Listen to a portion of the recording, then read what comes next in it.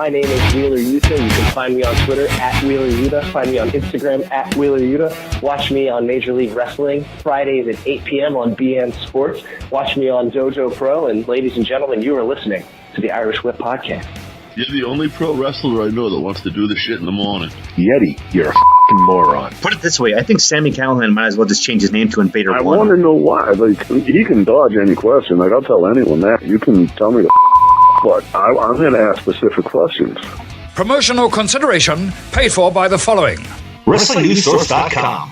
All the rest of you yahoos are out there dilly-dillying, you little wankers. We're actually receiving real wrestling news. This is Brett screwed Brett. Who are you to doubt El Dandy? Because this guy's a serious professional. Brett screwed Brett. Hold 2! Arm bar! Hey, get a nice shot of the brand new Mr. and Mrs. Hunter Hearst Helmsley. I hate you. I hate you. I hate your hat. I hate your t-shirts. I hate your wristbands. I hate your shoes. I hate your music. I hate the C Nation. I hate everything that you stand for. Sodas rule. Yeah, they do.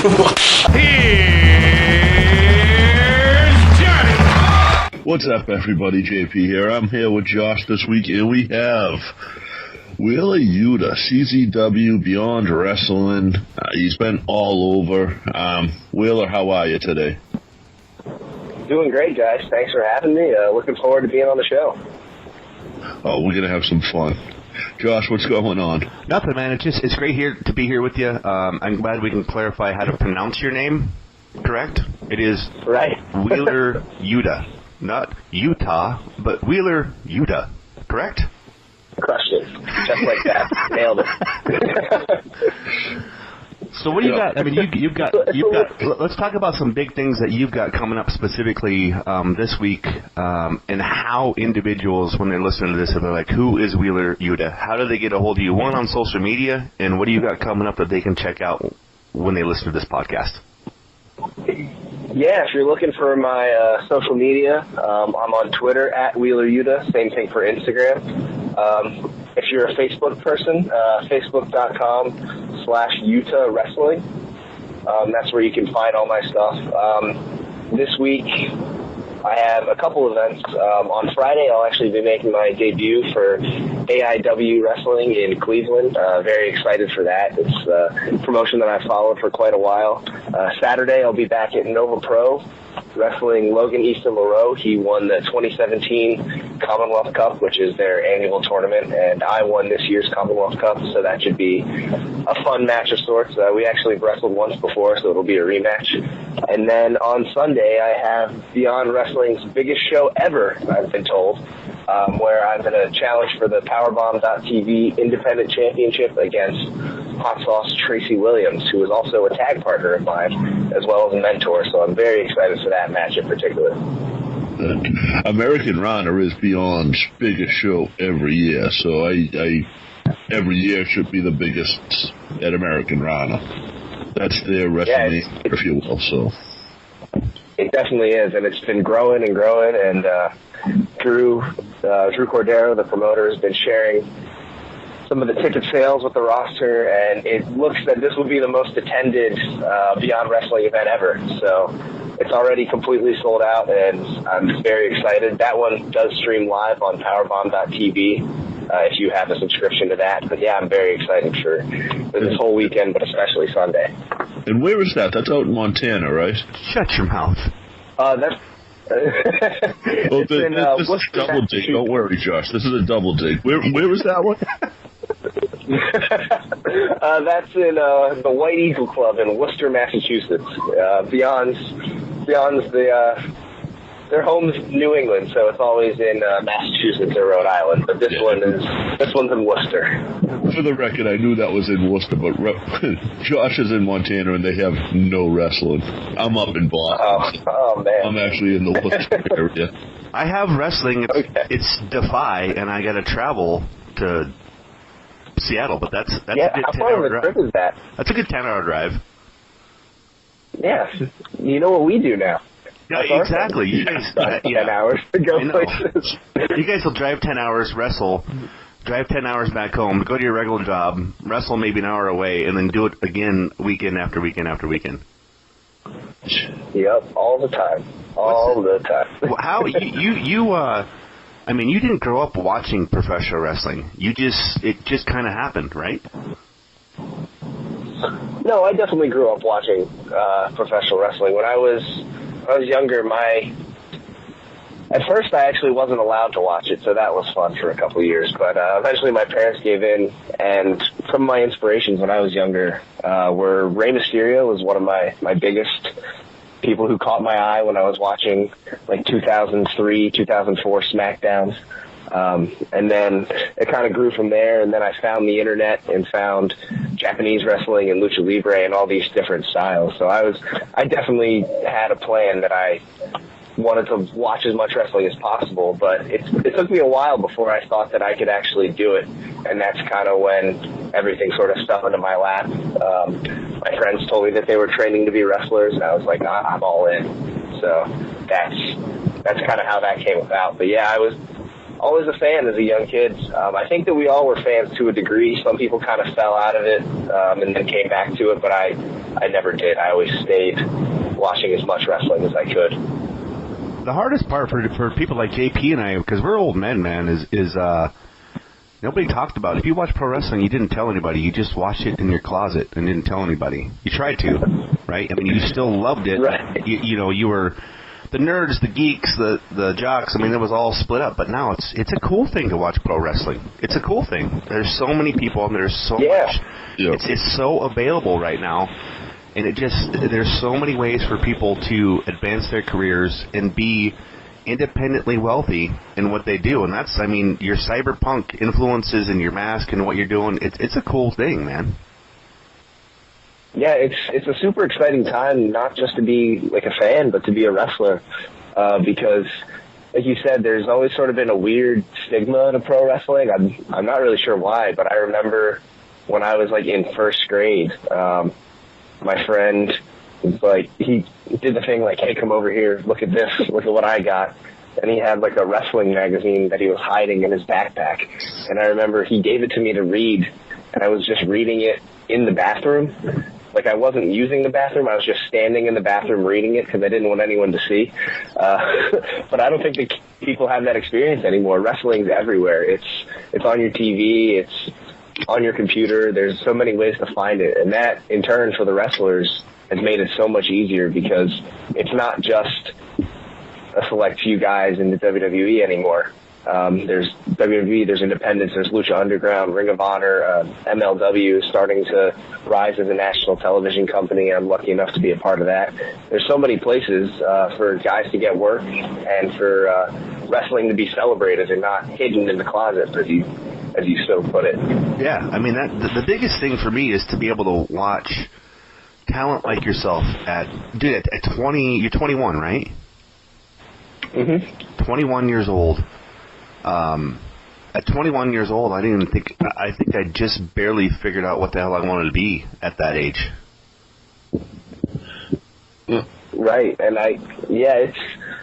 it's definitely been a wild ride. Wrestling's been really good to me in a short amount of time. Like, I know that we had kind of briefly talked about before we started rolling Dojo Pro, and I was able to kind of show my parents and show my family members this week, like, hey, this is this cool thing that I did, and it's streaming on Amazon Prime, and it's on a mainstream streaming service. It's not just something that wrestling fans only are kind of in tune to. And also for Major League Wrestling on BN Sports, I was able to change the channel and be like, hey Mom, look, that's me. And it's been really cool so far to kind of experience this boom again.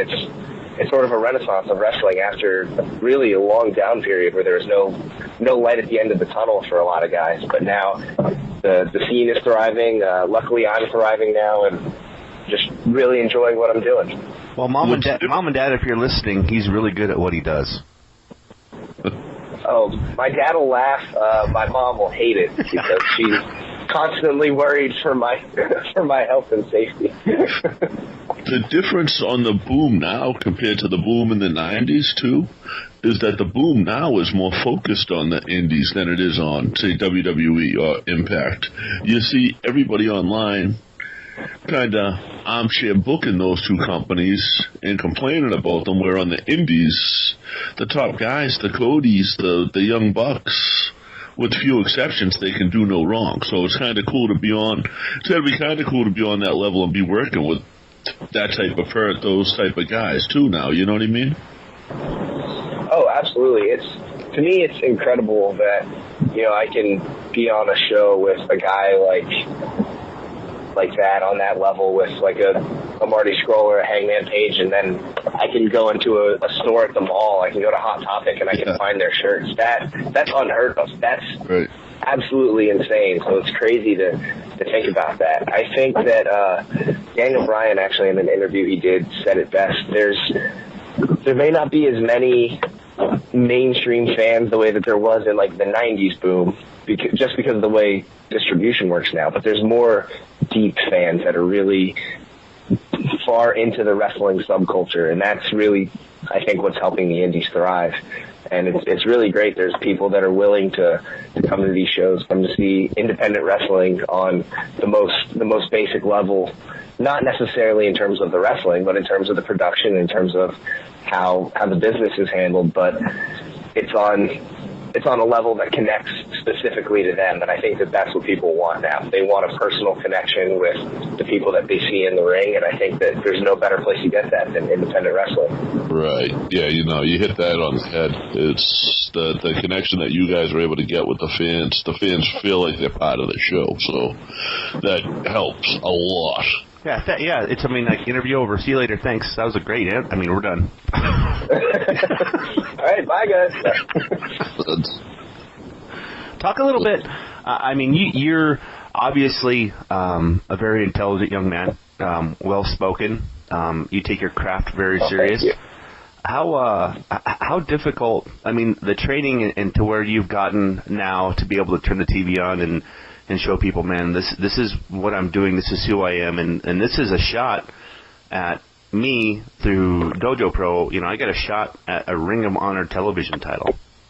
How, from your beginning of training, even with Drew and CZW and Chikara, with Quack and all that, I mean, do those guys still reach out to you and talk to you a little bit more, or are you more looking at mentors to where you're at and what you're doing?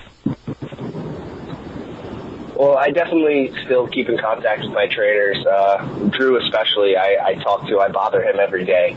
But it's been a journey. I kind of knew when I started wrestling and training that I wanted to go out and find as many trainers and as many inspirations as I could pull from. And that's kind of part of, for me, the cyberpunk mentality of you have, eventually, when all of these resources are kind of scarce, you want to be able to have as many things and pull from as many things as you can.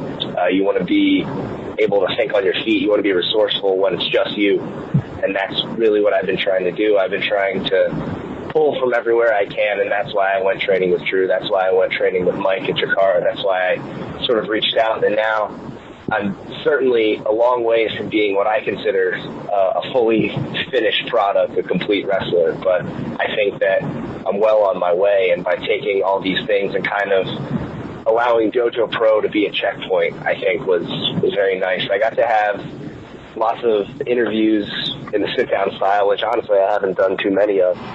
And then I was also able to have 3 very distinctly different matches.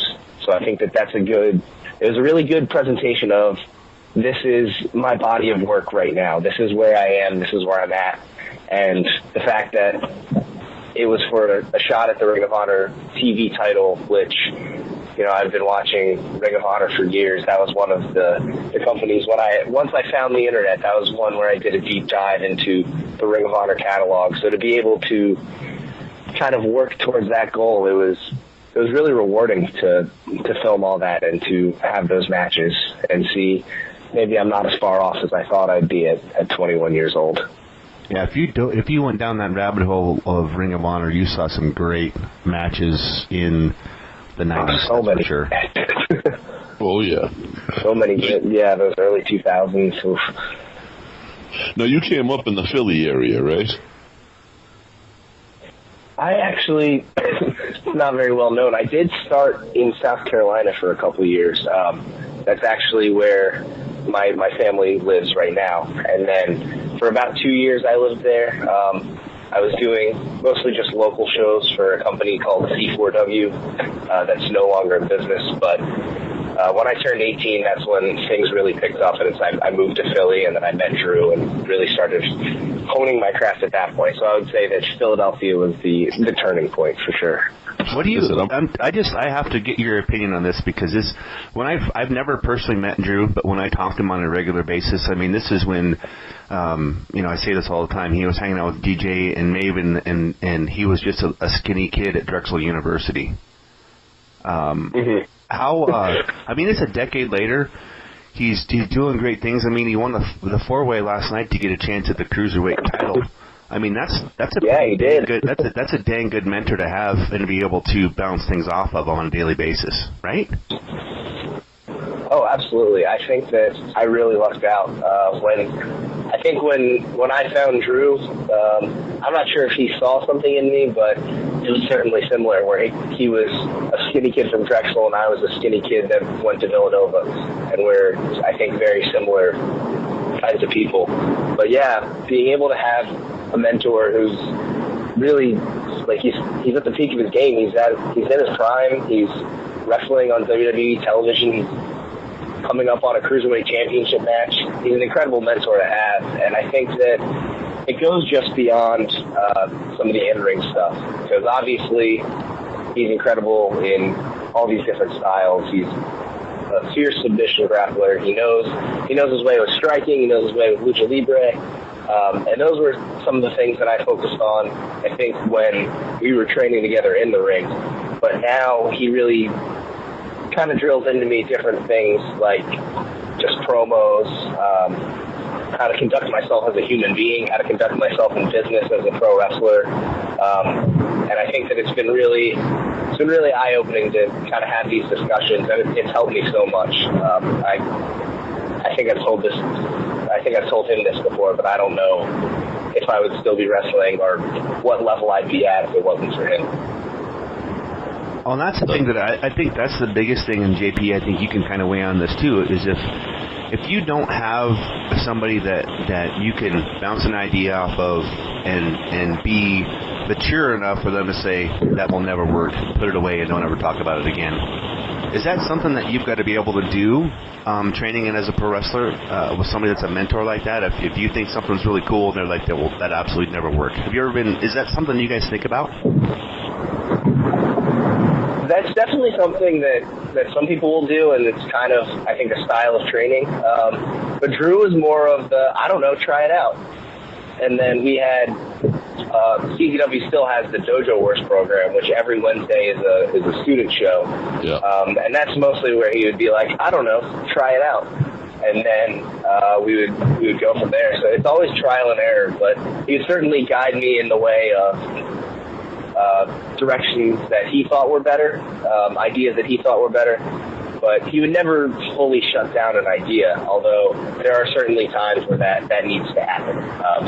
Drew was usually one to kind of let it go and then help you learn from your mistakes once you made them, but he knew that sometimes you just have to make a mistake, and I think that's a really valuable lesson in wrestling and in life, that sometimes things are just going to go wrong and you got to pick up the pieces from there and move on. Now, are you still based out of Philly now since you moved up there for training? Yes, I am. After I moved up here for training, I settled down full-time in Philadelphia, so that's still the home base. You know, I'm from Boston, and Boston's a hotbed, Massachusetts, a hotbed for pro wrestling. But if there's any place in the world that's hotter than Boston for indie wrestling, it's Philadelphia, by far. I mean, the promotions that are out there. What was it like when you moved up from South Carolina to Philadelphia. Was it a completely different atmosphere, or was it similar?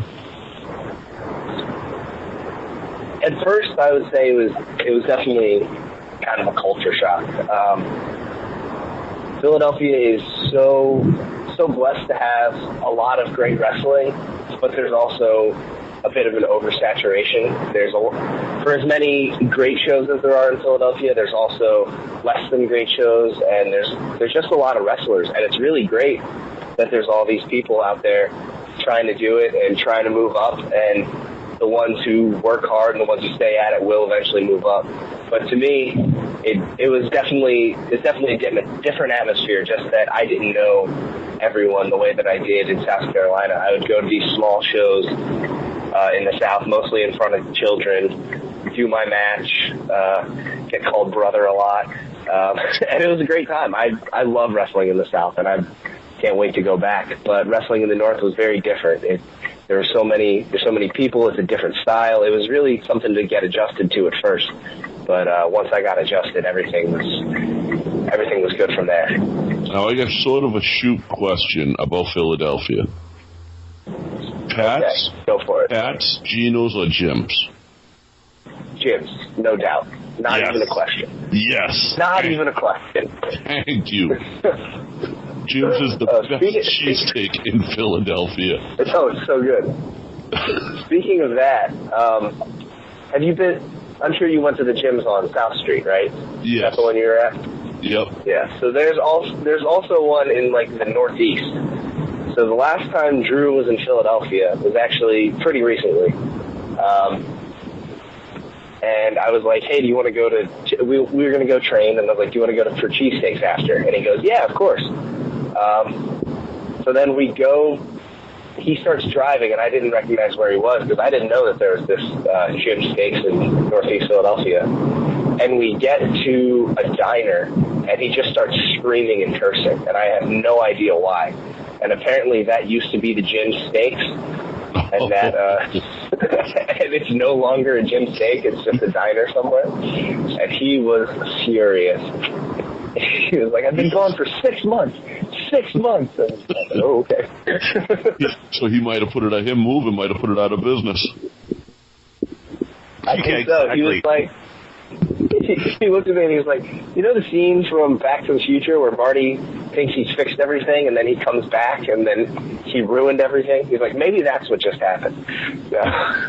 That's what he thought. But yeah. Me and a few of my buddies from here used to drive up for one of the Chikara shows. We used to drive up for one of the nights at King of Trios every year, and okay. It was the same routine every year, and it was strip club in the afternoon, gyms before the show, and then drive home. And that wasn't a female strip club. That wasn't a female strip club. No, it was a female strip club, but it was a female strip club at 2 in the afternoon. We weren't seeing top-notch talent. Yeah, you got the B game going on. I was like, I didn't know they were open at 2 o'clock. Yeah, dude, we found one, and we went. I forget the cheerleaders or something like that. I forget the name of it, but we went 3 or 4 years in a row. Right. The morality on this show is questionable at the most. That's certainly a different King of Trios tradition than most of the Chikara fans have. But it was cool because the people I was driving up with it was a couple of them promoters up here, so they could call Quack and be like, hey, if I'm coming, what's the best night to come? So we got to see like Johnny Saint. Oh man. It was Johnny Saint and a couple other guys versus Fist. That was like incredible to see. Was that Saint? Who would have been on that team? For Fist? Oh, with Saint. Well, not for Fist. It was Saint, yeah. Because Fist would have been Chuck Taylor, Icarus, and was it Gargano at the time? It might have been. Was it Gargano or Akuma? It would have been one or the other. It's so cool how much Chikara comes up on our show. It's just, and people, we talk about this, and the people that listen to our show go, who's the Colony, and why are you guys talking about this? Right. The Colony is awesome. Oh, they're awesome. Have you seen the new Green Ant and Keith Ant in Chikara now? Yes. I just saw some promo with them, yeah. The Green Ant was on one of our fellow podcasters. I think it was Spark to Death. And one of the hosts was not ready or familiar with the colony or the Green Ant, and he stayed totally in character for almost the entire interview, and the kid couldn't hold it together. Green Ant is awesome. I mean, he probably knows the entire history of the entire colony, including the Queen. Is that right? I think he does. He absolutely loves Chikara. So to see him kind of take on the mantle and be chosen to take on that mantle it's really rewarding for me. Although it should be more rewarding for him. I don't know why I take pride in it, but I'm very I'm very happy to see it, and very happy for his success. Let me ask they recently announced that they'll... Sorry, go ahead, man. I interrupted you. No worries. I was just going to say that they recently announced that they're all in King of Trios, and I know that was a long-time goal of his. So. Well, let me ask you this, because this is something that happens all the time when you talk about going into the subculture of professional wrestling, and Chikara really is part of that subculture. And like every time you can hear in people's voice, like every time Chikara comes up, the pace of their voice, there's a smile that comes on. Why do you think that is? It's tough to say. I think that Chikara is just really something special in that it doesn't present pro wrestling in the same way that it's traditionally presented. If you think of how most companies kind of operate, it's how do we get people in the door, and that's rightfully so. It's a business. You want people to keep coming to your shows, but I think that Chikara's main priority has always been how do you get people to have the most fun, and that's why there's all these wacky characters. That's why there's these incredibly complex storylines and all this way that it's presented. That's why Vlad Radinoff, when he was the ring announcer, would shoot off a confetti cannon. Gavin Loudspeaker used to play guitar. It was just something that was different, something to make sure that everyone had fun. And I know that Chikara is much more focused on having fun than it is following some traditional rules of pro wrestling. And I think that's awesome. I think that's why everyone really loves and gravitates towards Chikara. And anyone who's seen it, I think it has a special place in their heart. I totally 100% agree. And when you talk about going on, I went down the CZW rabbit hole like you went down the ROH one, because when I was, the only way you could watch Combat Zone Wrestling up here in Montana, or any wrestling for that fact, is to, one, learn specifically how to obtain wrestling, possibly before it even comes out on DVD, watching it illegally, and then still purchasing that DVD to help support it because you feel guilty. But that's really the only way that I could do it. Is I appreciate that second step. I would say. I don't think most people would take that. I think most people would be like, well, I found it. No, because it's important. And JP and I used to talk to this at length, that when we did this, it was internet radio. The podcasting didn't exist, and we were just doing this way ahead of our time. Now that we're able to get out there and get into social media and say, JP, holy shit, have you seen this kid? You got to watch this. I want to try and get this kid on the show. Maybe he'll come on. It didn't used to be this way, where you guys didn't come on podcasts. You guys didn't come on shows. You guys didn't give us the opportunity to get to know who you were, connect with you, and understand that character on the television. Now, it's not necessarily breaking down the fourth wall, I don't think, but it's still, you're giving us access to Wheeler Yuta. You're allowing us to hear your story. When we watch you on television, we have that connection, and our goal is to, when somebody sees that, they go back and they want to dig deeper down that rabbit hole, we give them something that they can listen to connect with you when they're on TV. And that's something when they're bringing this stuff in, and I'm serious when I say, man, I have this huge DVD collection, but it's so nice to know that right now wrestling is, I mean, for $9.99, I can get the E. I can also get New Japan Pro Wrestling. I can go get Defy On Demand. I mean, it's all there's a huge rabbit hole. And I think not only that, but it's making your generation that much more better because it's so much more accessible.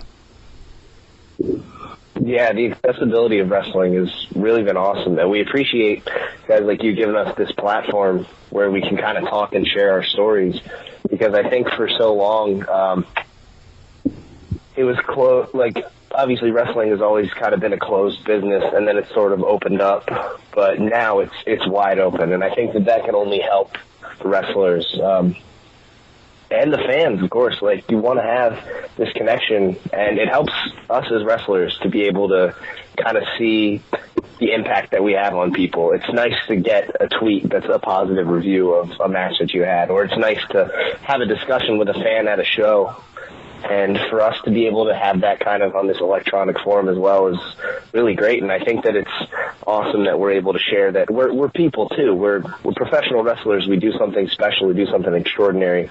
But at the end of the day, we're also people, just like any fan. So it's really fun to be able to connect with fans like that. And I think that it certainly has helped this wrestling boom. It's sort of a new kind of star power, where instead of being larger than life, it's my friend who can also do something extraordinary, and I really enjoy that and gravitate towards it.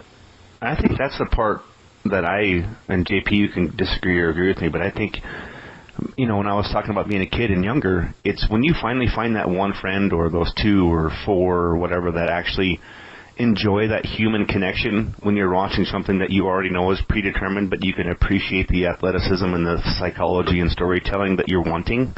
Mm-hmm. Once you find somebody like that, right, it is a human connection, and I think that's what's so cool about specifically your generation, is you're willing to make that connection. You're willing to take the time to make that connection with fans, social media.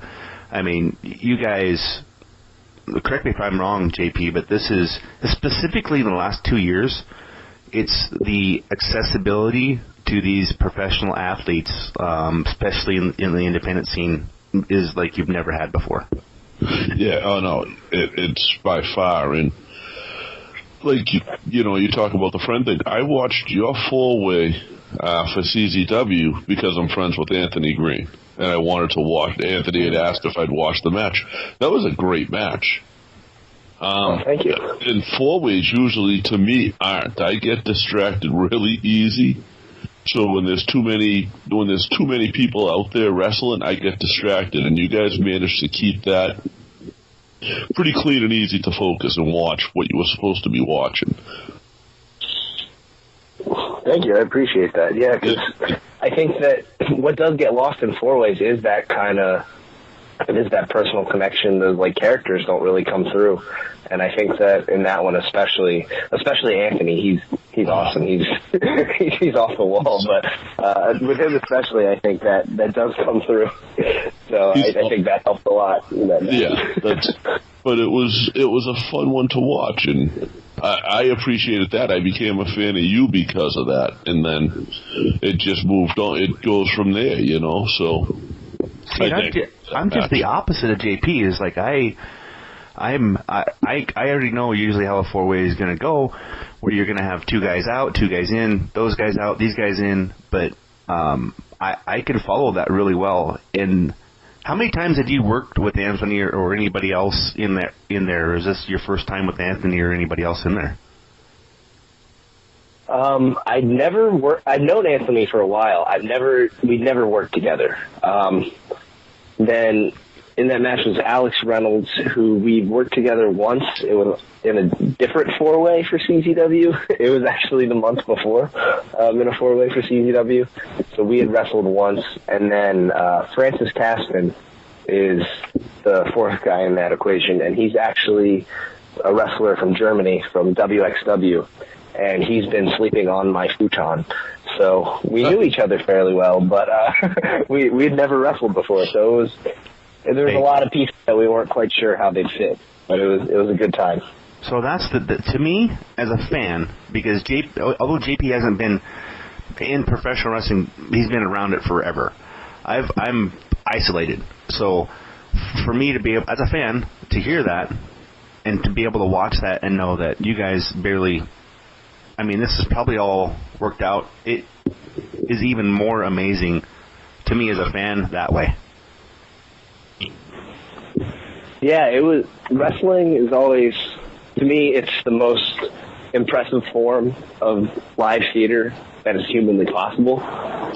Because if you imagine sitting down like an actor for a Broadway play and telling them, okay, so you're going to drive 8 hours to this city.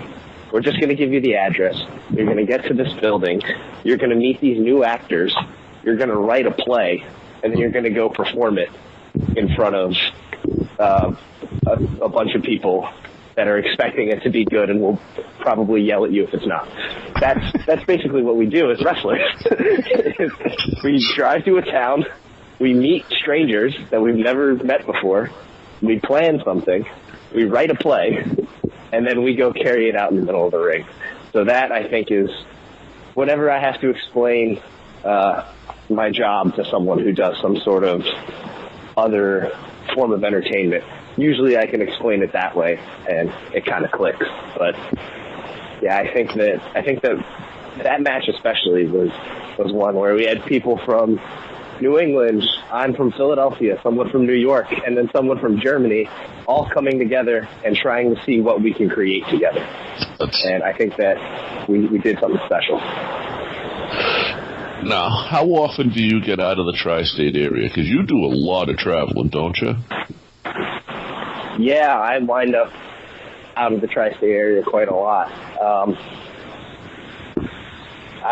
It depends on where I'm going, but I always wind up in Florida once a month for Major League Wrestling. We do our TV tapings for Fusion, which airs on BN Sports Friday at 8 o'clock. Most people have that channel and don't know they have it. But I'll wind up in Ohio this weekend for AIW. I wind up all over the place. It's really, if you have a ring and you'd like to have me, then I'm willing to come and wrestle for you. That is the attitude, because you don't get seen staying no matter where you are, Philadelphia, Boston, California, Texas, you don't get seen sitting in one spot. You get seen when you pop up on shows all over the place. That's the best way to get exposure and to get people talking about you. So a lot of people don't get that. You're not doing it for the $20, dog, whatever. It's the hot dog and handshake joke, but you're not doing it for that. You're doing it for the exposure you get on that level. You can tell he's in Philly, man. You can hear the people whistling at the chicks, the dogs, the pit bulls barking. He's in Philly.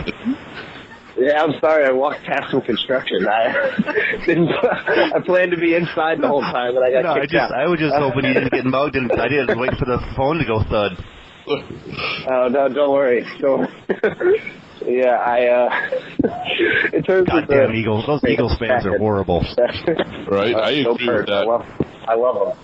Oh, Jesus. But in terms of the moving around and getting out of your comfort zone, I think that was something that Drew really imparted in me. I think I had a misconception when I left the South that I thought I needed to be in the Northeast because that's where everything was happening. But really, it certainly made things easier. It made the drives shorter, but I just needed to get out. I find myself driving back home to wrestle more often than I thought. It's just, you got to be everywhere. You have to be willing to put the miles on your car and be willing to put the time in traveling. So, have you done overseas? Yes, I have. I was lucky enough to, I guess Canada doesn't count as overseas, but that's international. But also I did get to wrestle in Japan for a month last year, which was something really special. I had read that online. I just wasn't, everything you see online isn't true. Not sure what people believe. But what was it like wrestling in Japan?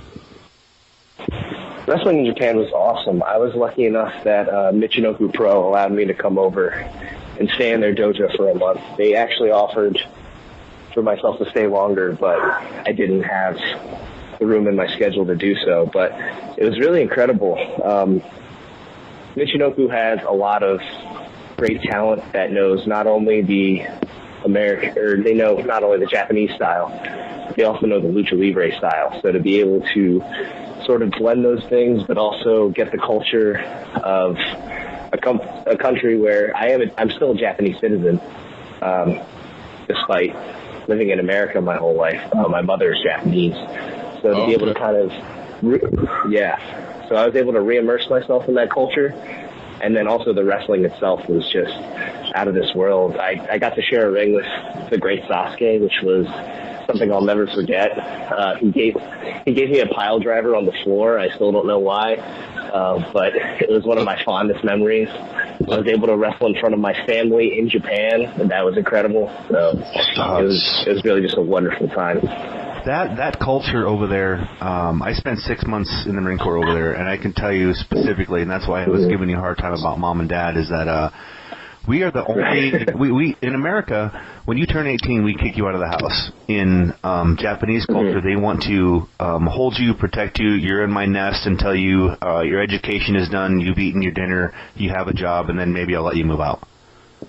Right.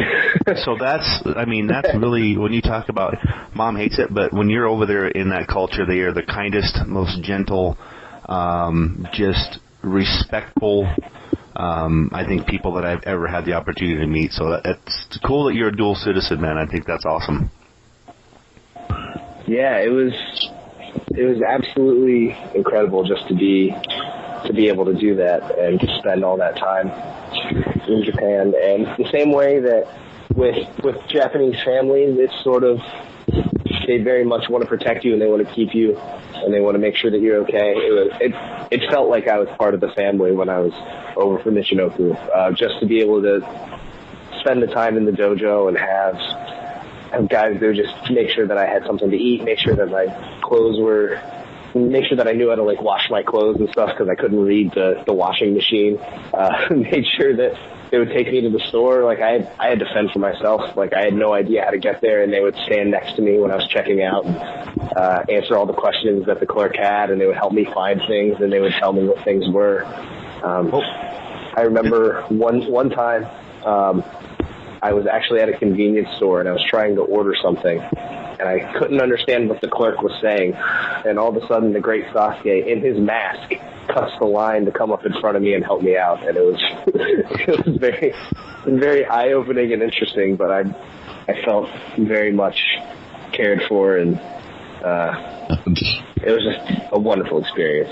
Rex did the same thing. From Rex Andrew did the same thing, but he said they had something at the Wrestle One dojo called Chonko that they fed him on a daily basis. Do you know what that is? Yes. So Chonko or Chonko nabe, it's a soup that you pour over rice, and it was made originally by sumo wrestlers to put on size. And then professional wrestlers sort of took up the mantle and also make it as well.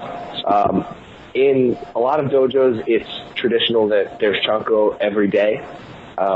Luckily, the Michinoku Pro dojo was not like that because I don't think I can handle it. Luckily, it was not like that because I don't think I can handle it. But on my last week, just to kind of give me a taste of Japan, they did make some Chonko, and I had it every day my last week, and it wasn't bad. I just don't think I could have ate it for 2 whole months and stuff, or 1 whole month, I guess I was there. But yeah. Hey, we're gonna take a quick break here.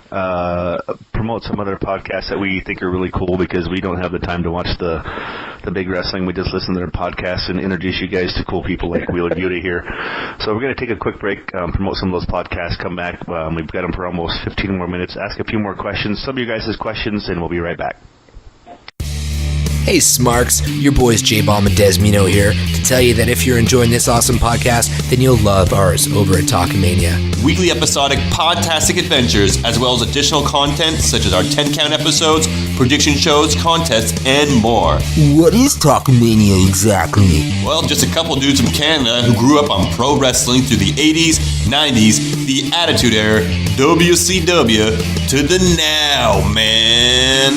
We live tweet, we periscope, we drink beer. We're Canadian, eh? You can find us on iTunes, Podbean, or wherever you get your podcast kicks from, and give us a listen and a subscription. You can also find us on Twitter @_Talkmania.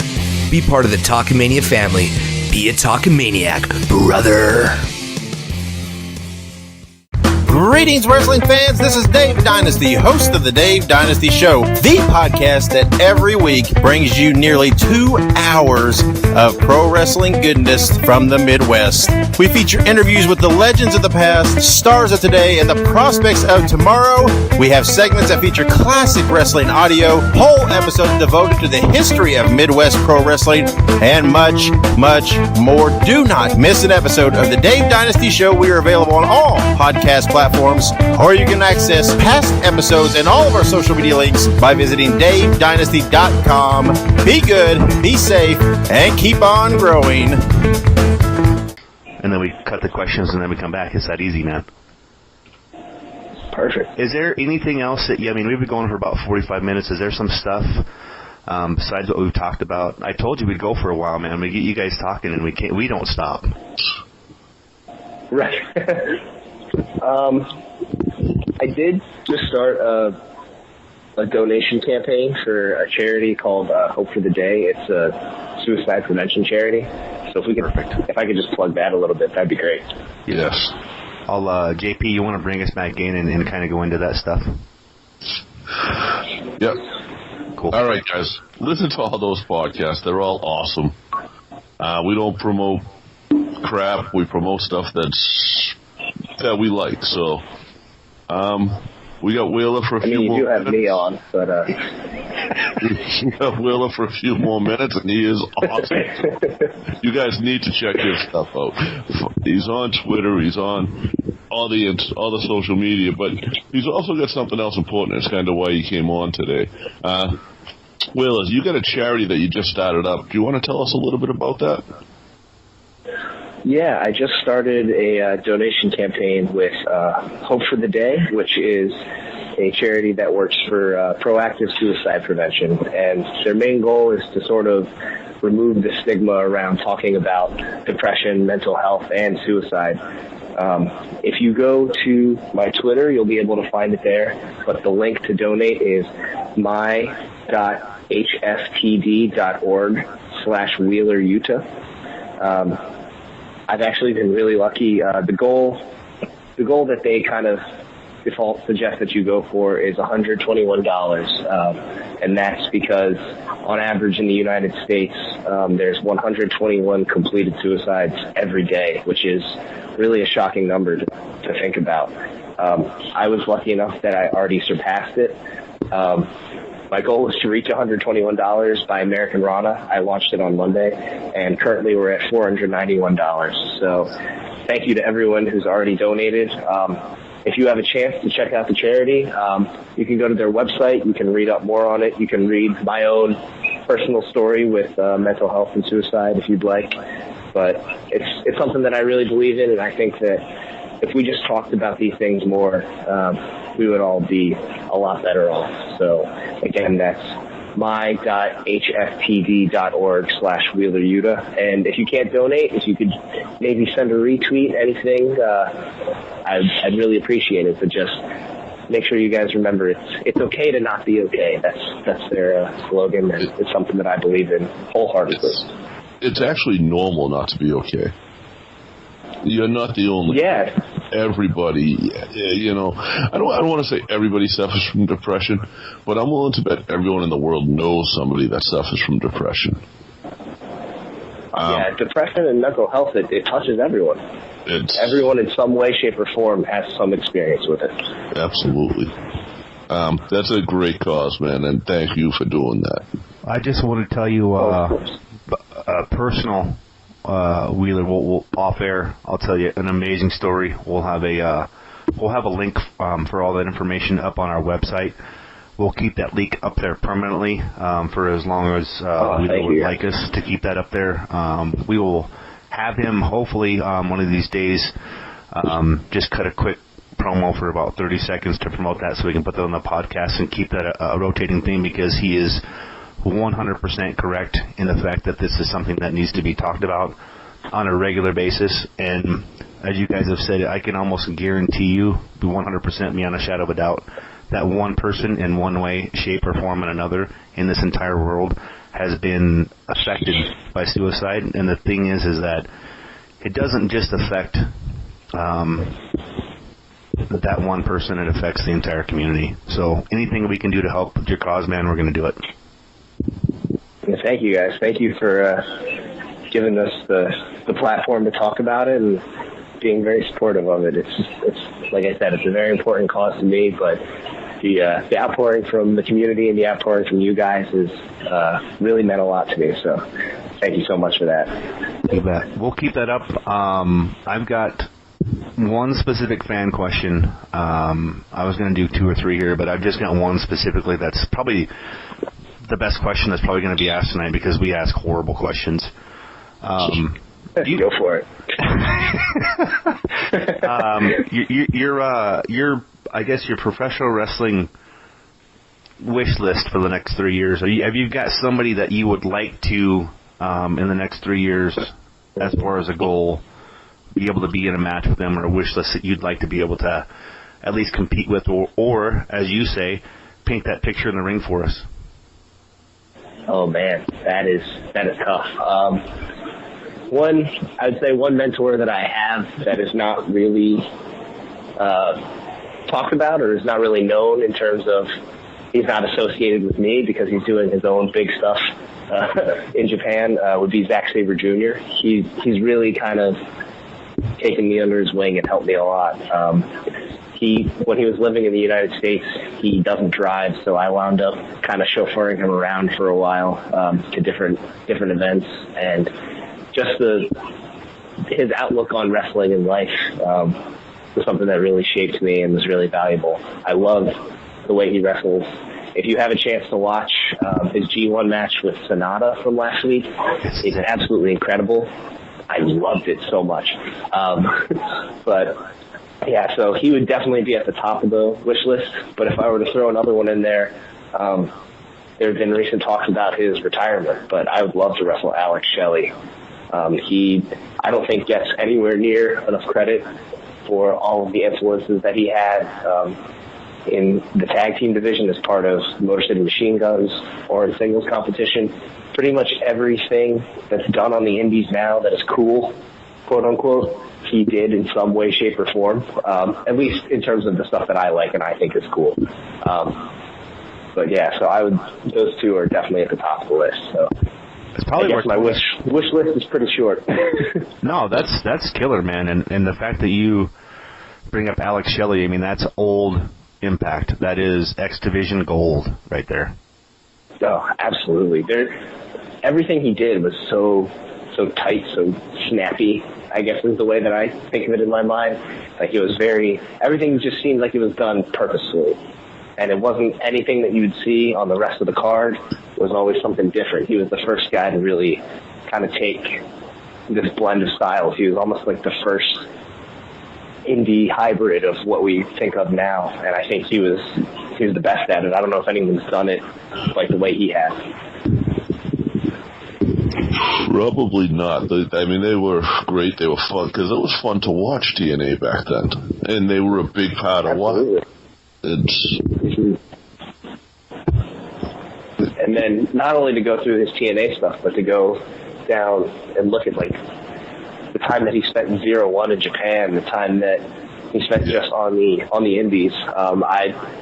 Bryce Remsburg is one of my good friends, so anytime I watch an old Alex Shelley match, most of the time Bryce is reffing it for some reason, so I'll send him a picture of himself from 15 years ago, and he'll get mad at me. But those kinds of things, just to think of him being on the cutting edge of that, and I really don't think he gets the credit he deserves, and he should. But yeah, he's absolutely on the top of the list. Well, Wheeler, we've taken up about an hour of your day. Man, I want to tell you, just from the bottom of my wrestling soul, I've gotten my thirst quenched today from your brother. I appreciate it. And I had to throw brother in there from the whole Philadelphia, South Carolina thing. Do it. I love it. Brother. I love it. I call everyone brother and Bubba. Those are my two go-tos. Shout out to Ethan Case. Yeah, you know who he is. He's great. Yeah, mine's just what up, dude? Right. That's fair. That's what I call normal people, not weird wrestlers like me. Willa, thank you. Up here in the north, brother is a thing still. It's kind of almost to the point where it's a joke at this point. So it is funny. Oh, definitely. A brother. So is it THA or is it THER? THA. Oh, it depends. It depends on who you're talking to. I think it's usually THA, but it depends. It's tough. That's when you got to feel out. You got to know your audience. Usually, I shake the hand and I say hey, and then wait for them to call me something, and then I'll respond. But brother, you never know. You never know. That's the sales technique right there. Hey, and then whatever they call you, you mimic, you mirror, right? Oh, of course. The psychology always going on with this kid. Oh, even on the handshake. Willa, thank you so much. It's been awesome. Thank you guys for having me. I appreciate it.